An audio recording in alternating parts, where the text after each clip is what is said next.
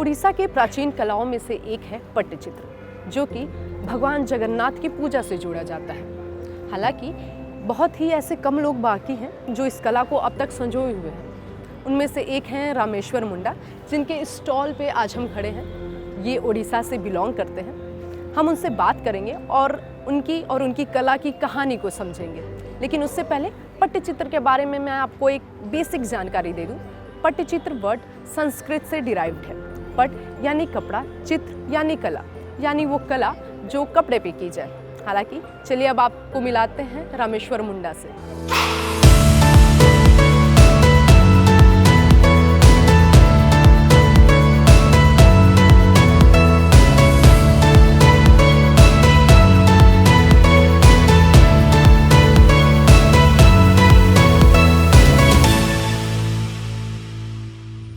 सबसे पहले आप मुझे इस पेंटिंग के बारे में बताइए। ये है हमारा आदिवासी सोरा पेंटिंग है। अच्छा। और ये सब पट्टचित्र है, उड़ीसा ट्रेडिशनल पेंटिंग होता है। और ऐसे पाम लिप कार्विंग है, ये भी उड़ीसा का traditional palm lip Pattachitra. Palm lip में पट्टचित्र होता है, ये टसर पे पट्टा पेंटिंग है। टसर पे है? टसर पे है, टसर सिल्क है। हाँ, जैसा कि मैं आपको भी बता दूं, टसर एक तरीके का सिल्क होता है। हाँ, टसर सिल्क होता है जी, जो कि मोस्टली नॉर्थ ईस्ट में जैसे ये टसर कपड़ा। अच्छा, ये टसर के कपड़े हैं। ये इसी पे हम पट्टचित्र बनाते हैं, ट्रैवल पेंटिंग बनाते हैं। और ये लीफ है, palm leaf. Okay. Palm leaf से कार्विंग करते हैं हम। जैसे एनी पेंटिंग करेंगे हम कार्विंग करते हैं। तो ये काफी महीन कढ़ाई है। ऐसा भी हो सकता है कि एक दो बार आपका हाथ इधर उधर हिल जाए तो फिर तो ये करेक्शन नहीं होता है। एक बार जो हो गया।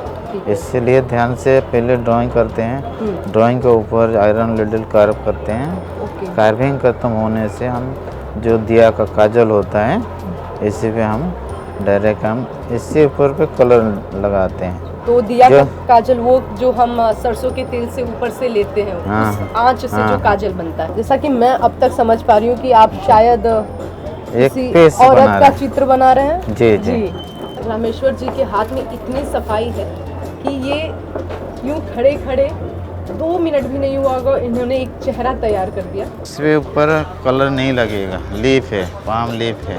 आपको इस चीज़ की चिंता नहीं करनी पड़ेगी कि इस पे रंग लग जाएगा या गंदा हो जाएगा। नहीं, पानी से धोने से साफ हो जाएगा। ये साफ हो जाता है। मैं नॉर्मली जब आई थी, मैंने ये देखा तो मुझे एक झटके से लगा कि पेन से की गई कढ़ाई है। क्योंकि लेकिन अभी आपने मुझे इसकी आयरन नीडल पकड़ के देखिए। जो आयरन नीडल का ये नीडल होता होगा, ये भी काफी ध्यान से उसकी चौड़ाई लंबाई उसको ध्यान में रखना पड़ता होगा। तो इस चीज को कैसे तैयार किया जाता है? पुराना टाइम में पेन नहीं था, राजा महाराज टाइम में इसी टाइम से इसी पे पाम लीफ, ताम्रपत्र और भोजपत्र से लिखा जाता था। जैसे पेंटिंग तरफ से ये देखिए, ये गणपति है, इसका अंदर 108 गणपति है। इस सनातन संस्कृति में 108 अंक को शुभ माना जाता है और इसी अंक को ध्यान में रखते हुए रामेश्वर जी ने 108 गणपति से एक पूरी गणपति को तैयार किया है। इसी ध्यान से और एक भी हम पेंटिंग बनाते हैं, कृष्णा का लीला का स्टोरी है। कृष्णा लीला की स्टोरी, ये कृष्णा लीला स्टोरी है। जैसे पूरा आपको स्टोरी जैसे आता है, यहीं पे इधर से शुरू करके यहाँ से कंसबद्ध तक हुआ है।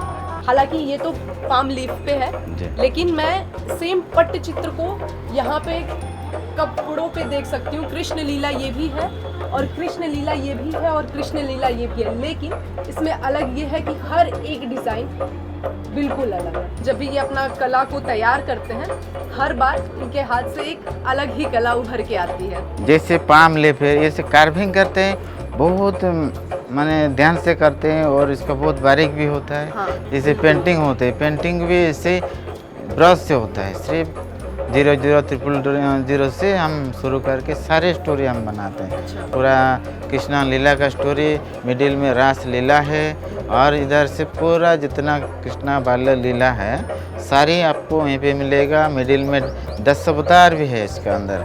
ये मत्स्य कश्यप वराह नरसिंह वामन परशुराम राम बलराम बुद्ध करके पूरा इनका स्टोरी भी है और इसका 10 अवतार भी है।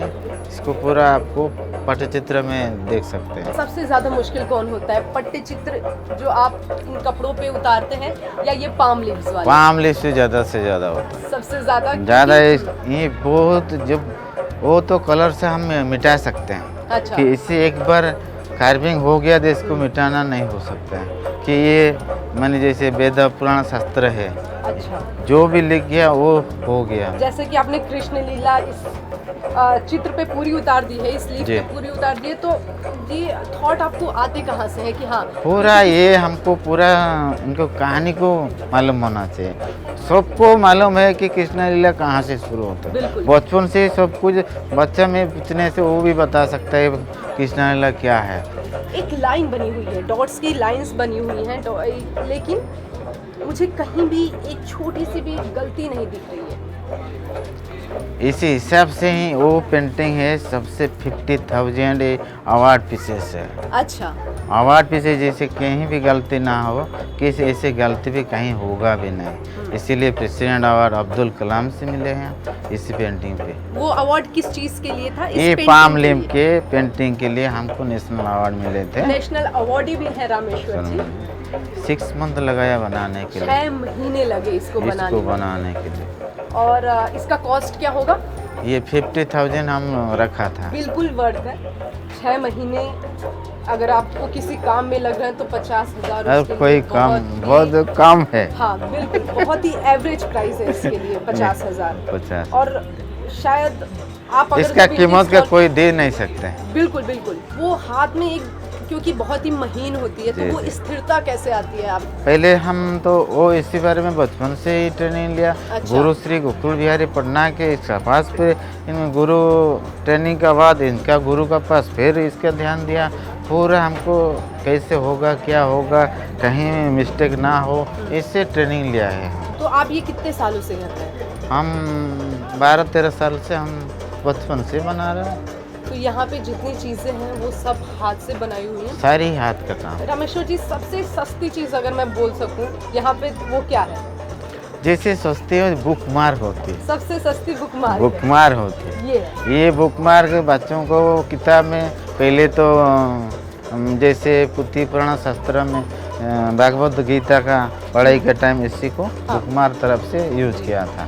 तो आजकल तो इतना बच्चा भी कोई बुक मार्क समझते कि नहीं वो मालूम नहीं है, फिर भी आज से ले सकते हैं। सबको बुक मार्क से यूज कर सकते हैं। इसी बुक मार्क के पीछे नाम भी लिख सकते हैं। बुक मार्क, हाँ, जिसी का कोई कर सकते हैं, कार्व करके हम नाम लिख के, तो किसी का नाम से भी आप लिख के पीछे किसी को गिफ्ट दे सकते हैं। आपने सुना भी होगा कि जो हमारे इतिहास है, जो हमारे पुराण है, वेद है, वो पाम लीव्स पे लिखे गए। उस समय कोई कागज़ नहीं था, तो वो पाम लीव्स से पे गढ़े गए वो चीज़ें। और अगर लोगों को आश्चर्यचकित होते हैं वो कि कैसे इतना पॉसिबल है, तो उसका साक्षात उदाहरण यहाँ पे है। जो भी आर्टिस्ट रहता है उसके जीवन में एक वो फेज़ आता है जहाँ वो तंग हो जाता है कि ठीक है अब मैं कुछ और करना चाहता हूँ। कभी आपके जीवन में वो फेज़ आया है? हाँ, घर के तो सब माता पिता वो बोलते हैं ये ड्राइंग से क्या होगा, आपको ड्राइंग क्यों बनाते हो, पढ़ाई को ध्यान दो। कभी भी हमको एनकरेज किया नहीं कि पेंटिंग बनाने के लिए। हर बार हमको पिताजी बोल रहा था कि पहले पढ़ाई को ध्यान दे। इससे ड्राइंग कॉपी में कहीं भी ड्राइंग नहीं होना चाहिए। क्लास से आओ, घर आओ, घर पे कहीं भी देखेंगे नहीं ड्राइंग करने के लिए। कहीं कॉपी पे ड्राइंग नहीं होना चाहिए। कॉपी जो होमवर्क दिया है वो होमवर्क करना है बस। तो हमारा ध्यान तो दिया है कि ड्राइंग कहीं भी कहीं करना है। तो इसी टाइम हम एक कॉपी बुक को घर को नहीं लाते हैं। अच्छा। एक हमारा गांव है, एक जंगल ही है, जंगल होता है। जंगल का अंदर एक बड़ा से पेड़ का नीचे हम वो कॉपी को आने का टाइम कॉपी को अंदर रख दे के चला जाएंगे घर। वो कॉपी घर नहीं लाते। मतलब इन्होंने अपने पेंटिंग को छुप छुप के जिंदा रखा। हाँ, छुप छुप के कभी भी किसी को नहीं दिखाएंगे। दिखाने से वो पेड़ नीचे वो ले जाएंगे कॉपी। इसीलिए हम अकेला ही जाएंगे क्लास, अकेला ही आएंगे। तो जब आपको राष्ट्रपति द्वारा अवार्ड मिला, फिर आपके माता पिता का क्या रिएक्शन था? वो माता पिता को लेके आए हैं प्रेसिडेंट अवार्ड टाइम। वाह। चलो दिल्ली राष्ट्रपति पुरस्कार मिलने वाला है, तो आप पहले से ड्राइंग के लिए तो सामने नहीं किया।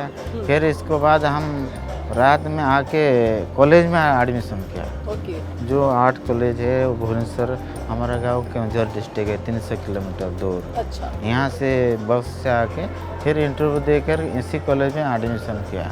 इसके बाद हमारा गुरु था गोकुल बिहारी पटनायक, इनके पास जाके हम वो पेंटिंग को फिर आगे दोबारा से बढ़ाने के शुरू किए आप। शुरू किया। यहाँ शुरू करते करते फिर हमको आगे आगे बढ़ते बढ़ते वो सारी चीज़ हमको सिखा के हम कंप्लीट तो आपने अपने पेरेंट्स से बोला नहीं कि आप मुझे जिस चीज़ के लिए रोकते थे उस हाँ। चीज़ के लिए आज मुझे राष्ट्रीय मंच पे अवार्ड दिया जा रहा है? इसीलिए पिता माता बहुत खुश हैं। ठीक है, रामेश्वर मुंडा अच्छा परफॉर्म में गया ही, आज सारा देश है आदमी को मालूम है, नाम कमाए है। और जितना राष्ट्रपति के हम तो कभी ज़िंदगी में देख नहीं पाओगे कि इतना अच्छा पोजीशन पहुँच के आज दुनिया में नाम कमाए। इससे हम प्रेजेंटेशन देंगे राष्ट्रपति को। हम एक पेंटिंग बनाया, द्रौपदी मुर्मू का पेंटिंग बनाया, जाने के टाइम इसको ट्राइबल कम्युनिटी से जी बिलोंग करती हैं। हम इसको गिफ्ट दे के जाएंगे, यही हमारा इच्छा है। तो जो आपके बच्चे हैं क्या वो इस चीज़ में इंटरेस्ट लेते हैं कि उन्हें भी ये चीज़ सीखनी हाँ, है? वो बना देते हैं, वो बना देते और हैं। ड्राइंग कर देते हैं वो लोग। और अब आप जैसे आपके पिता हाँ, रोकते थे, जो आप भी है, उनके लिए बहुत हम ही जो open ड्राइंग है। बनाते हैं हम बोलेगा हम कलर करेंगे, वो सब बना देंगे। हमारा अच्छा। बच्चा भी आर्टिस्ट है। तो ये ट्री के बारे में आप मुझे कुछ बताएंगे? हाँ, ये तो हमारा जैसे कि गांव के हर गांव में एक एक ट्री के नीचे पूजा किया जाता है कि पूजा का ट्री होता है, पूजा का नीचे भगवान को मानते हैं हम, ट्री को मानते हैं आदिवासी लोग, वो अच्छा। पूजा करते हैं। तो वैसे तो ये life of the tree tree है, है। लेकिन एक आम भाषा में एक जो आपकी भाषा है उसमें इस पेड़ को क्या बोलते हैं? बाईदरू, बाईदरू, दरू। अगर मैं सही बोल बाईदरू, बाईदरू, ठीक है। बाईदरू बुट्टे रे बुंगैया को बा गाँव ग्राम देवी ठाकुरानी को बुंगा अच्छा। को नमाया निंता को बुंगैया। जैसे आपको सारे ट्रिक हम दिखाएंगे हाँ। इसी पे, ये हम सारे स्टोरी ट्रिक को आपको दिखाया जाएंगे। ओके। वो जितना भी पेड़ है आपको मिलेगा यहीं पे, सारी देवा देवी को हम पूजा किए जाते हैं। मतलब फॉरेस्ट में जितना भी ट्री होगा इसका अंदर आपको जितना हर अलग अलग ये ट्री आपको सारी मिलेगा। अलग अलग ट्री है। कितने होंगे इसमें? गिनती कीजिए। हाँ जरूर, मैं अगर आपने हमें बोला हम जरूर गिनती करेंगे। 1 2 3 4